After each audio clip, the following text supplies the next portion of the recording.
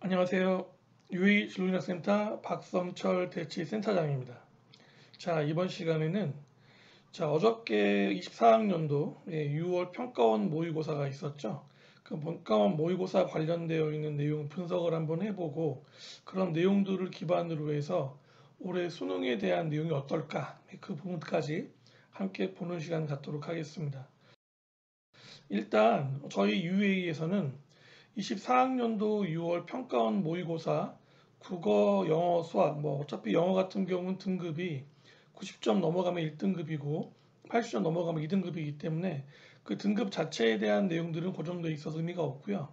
국어랑 수학에서 화작, 언매, 확통, 기하, 미적 이 5가지 영역에 대한 내용으로 해서 저희가 지금 1등급부터 4등급까지 내용을 지금 보시는 자료대로 저희가 준비를 했습니다. 저희 UA에서 나름대로 정밀하게 분석한 자료니까 이 내용 기반으로 해서 가채점 결과라고 보시면 되겠고요.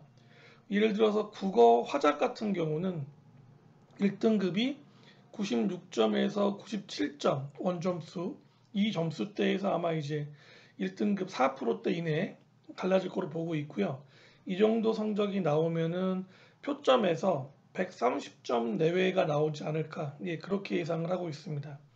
국어 언매의 경우는 91점에서 92점 그랬을 때 표준 점수가 130점, 수학 확률과 통계의 경우는 86점에서 88점의 경우에 135점, 수학 기하의 경우에는 84에서 86점 기준했을 때 표준 점수 135점 정도를 예상을 하고 있고요. 미적의 경우는 81점에서 83점의 경우에 135점 정도로 1등급 컷이 나오지 않을까 그렇게 예상을 하고 있습니다. 점수 같은 경우는 이제 실제로 약간 변동이 될 수 있는데요. 저희 UA에서는 이 정도 점수로 예상을 하고 있다. 그렇게 보시면 되겠습니다. 자세한 내용은 저희 UA 홈페이지에 들어가시면 이 데이터가 날짜별로 변경될 수도 있으니까요. 자세한 내용들은 한 번 더 홈페이지에 들어가셔서 확인하셔도 괜찮겠습니다. 자, 그러면 24학년도 6월 평가원 모의고사 과목별 분석을 해보겠는데요. 국어 과목 같은 경우는 공통 파트는 아주 어렵진 않지만 다소 어렵게 나왔고요. 선택 파트는 평이하게, 그러니까 전반적으로 묶으면 쉽지는 않았다, 다소 어려웠다 그렇게 이해할 수 있겠고요. 특징적인 거는 5월달 교육청 모의고사에서도 그랬는데 문학 관련되어 있는 내용에서는 변수가 있는 것 같아요. 아마 제 생각에는 올 수능에 국어 같은 경우는 문학에서 좀 변수가 있을 것 같다고 예상을 하고 있는데요. 마찬가지로 6월에서도 문학에서 다소 생소한 지문이 출제가 돼서 경험치가 좀 적은 학생들 같은 경우는 시간 안배에 어려움을 겪었을 것 같아요. 반면에 비문학의 경우는 EBS 체감 연계율이 좀 높아지게 되면서 물론 문제가 아주 쉽지는 않지만 다소 평이하다라고 이야기할 정도의 문제였다라고 본다는 거죠. 그래서 이제 국어 관련되어 있는 내용에서 변수는 문학이 생소했을 때 이걸 내가 어떻게 잘 넘어갈 수 있을까? 거기서 시간을 먹혀버려 가지고 비문학이라든지 다른 문제를 푸는데 지장이 생기면 안 되겠죠. 그 부분에 대한 내용 연습을 좀 할 필요가 있겠다라고 하는 것들을 이번 평가원 모의고사를 통해서 학생들이 체득할 수 있으면 좋을 것 같아요.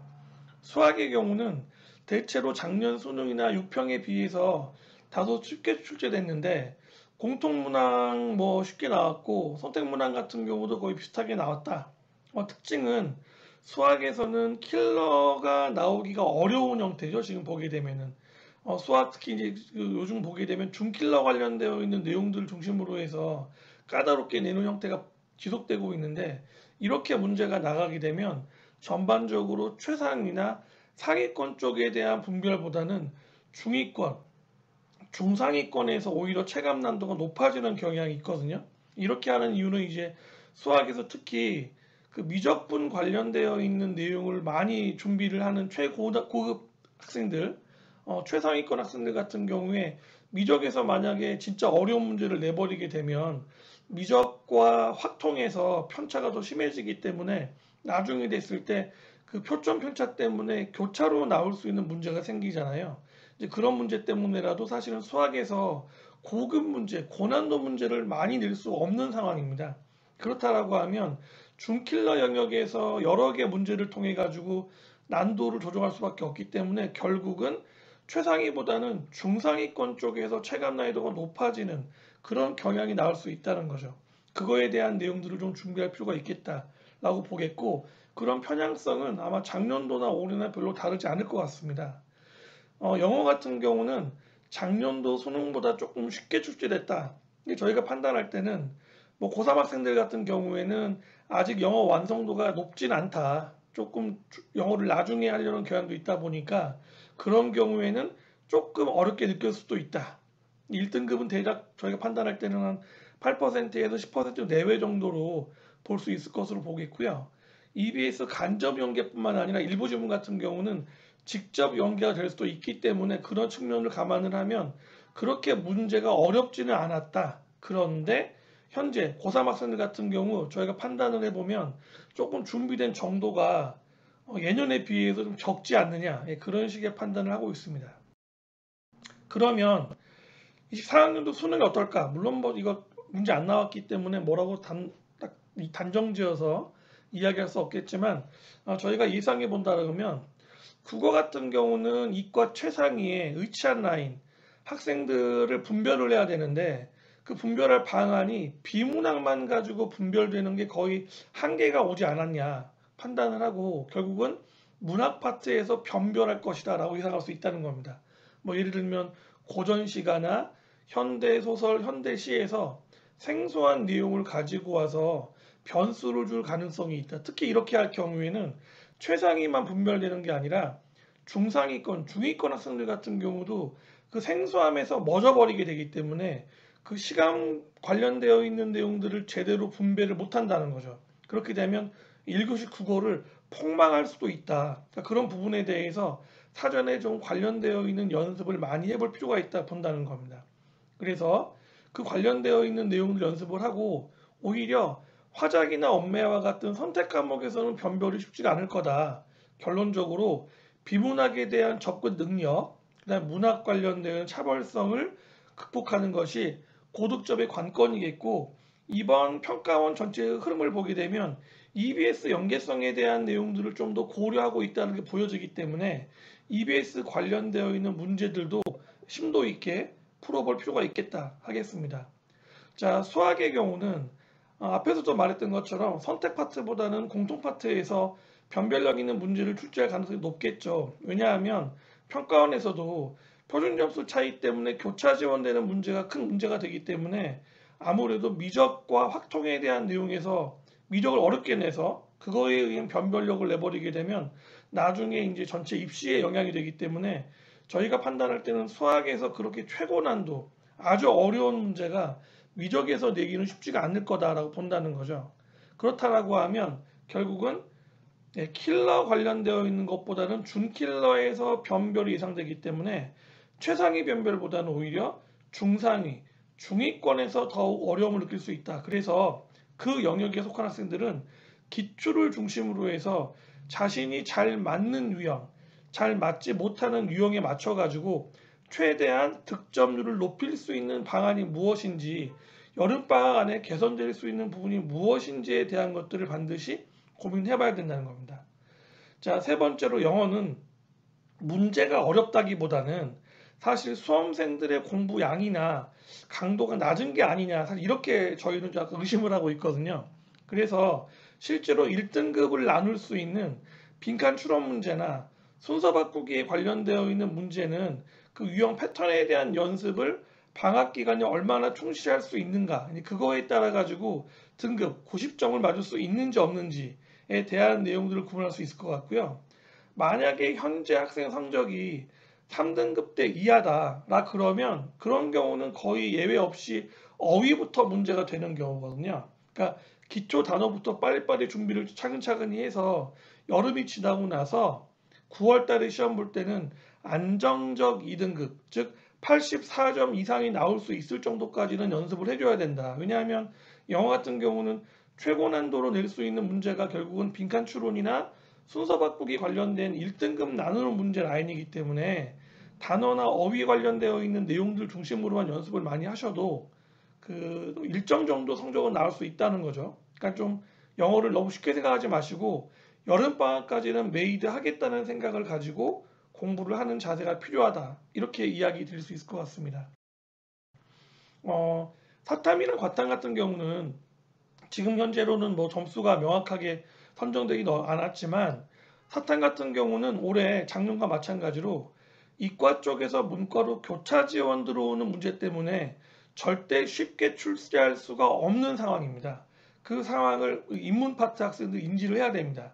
그래서 최소한 5개년도 분량의 6월, 9월 평가원 문제, 수능 기출 문제를 완벽히 대비를 해야 되는데 여기서 완벽이라고 하는 말은 무슨 말이냐면 단순하게 문제만 푸는 것이 아니라 해당 문제를 풀고 답이 맞았는지 안 맞았는지 확인한 다음에 틀렸거나 잘 이해가 안 된 부분을 내가 다른 친구나 선생님을 앞에 두고서 그 내용에 대해서 설명할 수 있을 정도까지가 돼야 우리가 완벽한 대비가 됐다고 보는 겁니다.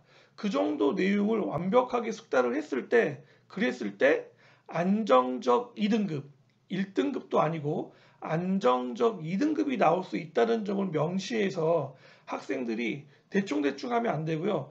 굉장히 전략적이고 치밀하게 공부를 해줘야 됩니다.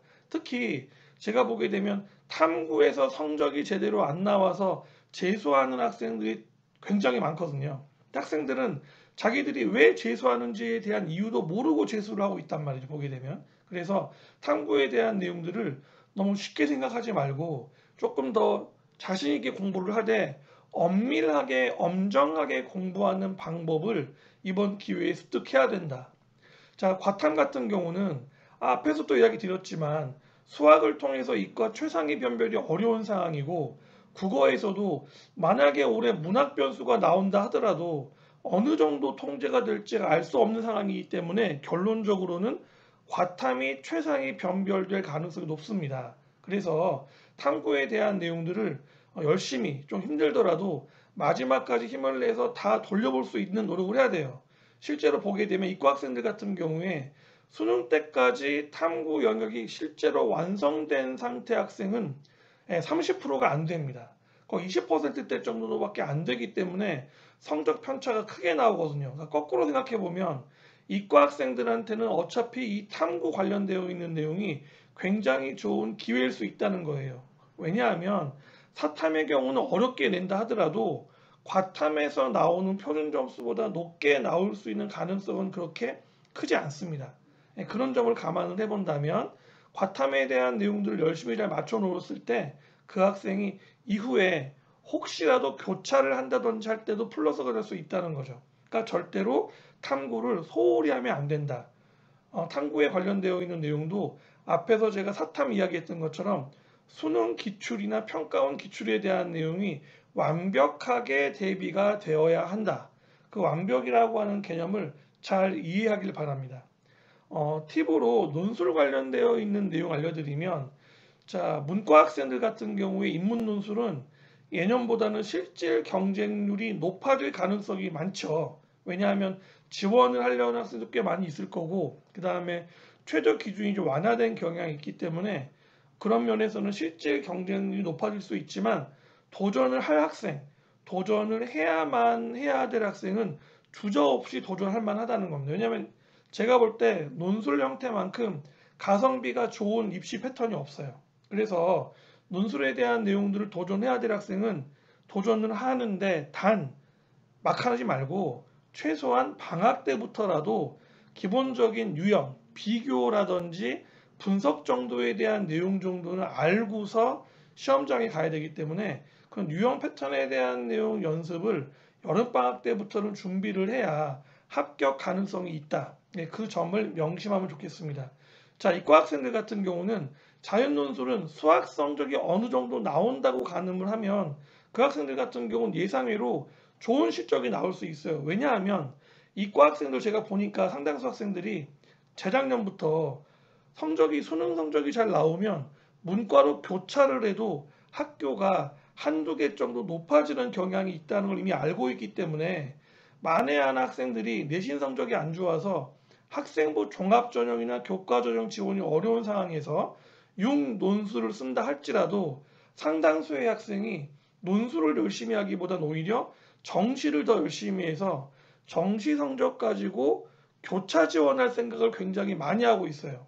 거꾸로 말하면 인문 파트 학생들 같은 경우는 인문 논술이 실질 경쟁률이 높아질 가능성이 높지만 자연 논술 같은 경우는 교차 지원에 대한 내용까지 예상을 하기 때문에 실제로 이과 논술 관련되어 있는 내용을 잘 준비할 학생이 그렇게 많을 것 같지가 않은 거죠. 실제로 해보면은. 그래서 학생에 따라 편차가 있겠지만 내가 어느 정도 수학에 대한 센스가 있고 접근 능력이 있는 친구라고 하면 예상 외의 실적이 가능하기 때문에 단 그냥 원서만 내놓고 시험장 가서 하려고 하지 말고 기본적인 패턴이나 내용에 대한 것들을 점검을 받아본다면 굉장히 좋은 결과를 낼 수 있다.